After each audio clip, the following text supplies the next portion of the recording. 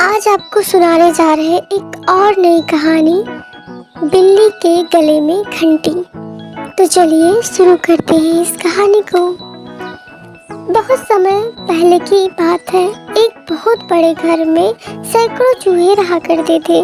वो अपना पेट भरने के लिए पूरे घर में टहलते थे। सभी चूहे हंसी खुशी से अपना पेट भर लिया करते थे। उनकी जिंदगी बड़े आराम से कट रही थी। अचानक एक दिन उस घर में शिकार करने के लिए कहीं से एक बिल्ली आ गई। बिल्ली ने देखा कि इस घर में तो बहुत सारे चूहे हैं। उसने उसी घर में रहने का मन बना लिया। उसने सोचा कि अब तो इसी जगह में मैं रहूंगी। जब भी उसे भूख लगती तो बिल्ली अंधेरे में जाकर छिप जाती। जब चूहे बाहर निकलते तो बिल्ली उन पर झपट्टा मारकर खा लेती। ऐसा रोज होने लगा। धीरे धीरे चूहों की संख्या कम होने लगी। अब चूहों में दहशत फैल गई। इस समस्या का हल निकालने के लिए चूहों ने एक सभा बुलाई। सभा में सभी चूहे मौजूद थे। सभी ने कई सुझाव दिए ताकि बिल्ली के आतंक को रोका जा सके और उसका शिकार बनने से चूहे बच सके।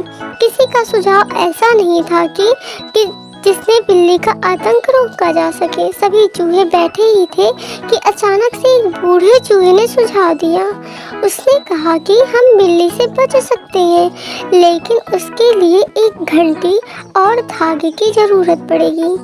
बूढ़े चूहे ने कहा कि हम बिल्ली के गले में घंटी बांध देंगे और जब वह आएगी तो घंटी बजने से हमें खतरे का पता चल जाएगा। खतरा जानने के बाद हम लोग भागकर अपने अपने बिल में छिप जाएंगे। इससे हम लोग बिल्ली का शिकार बनने से बच सकते हैं। सभी चूहे खुशी से झूमने लगे। सबने नाचना शुरू कर दिया और खुश होने लगे कि अब तो बिल्ली के खतरे से बचे रहेंगे। सभी चूहे खुशियां मना ही रहे थे कि अचानक से एक अनुभवी चूहा खड़ा हो उठा। उसने सभी चूहों को जोर से डांटा और कहा कि चुप रहो, तुम सब मूर्ख हो। उसके बाद अनुभवी चूहे ने जो कहा वह सुनकर सभी का मुंह उतर गया। चूहे ने कहा कि वो सब तो ठीक है, लेकिन जब तक बिल्ली के गले में घंटी नहीं बनती तब तक हम सुरक्षित नहीं हैं। अब तुम सब पहले ये बताओ कि आखिर बिल्ली के गले में घंटी बांधेगा कौन?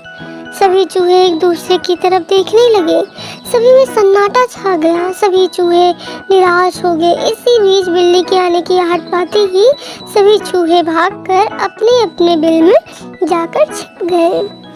यह कहानी से क्या सीख मिलती है? इस कहानी से हमें यही सीख मिलती है कि सिर्फ योजना बना लेने भर से ही आप कामयाब नहीं हो जाते। उस योजना को लागू करने के बारे में भी सोचना चाहिए। उससे पहले जश्न मनाना बेकार है।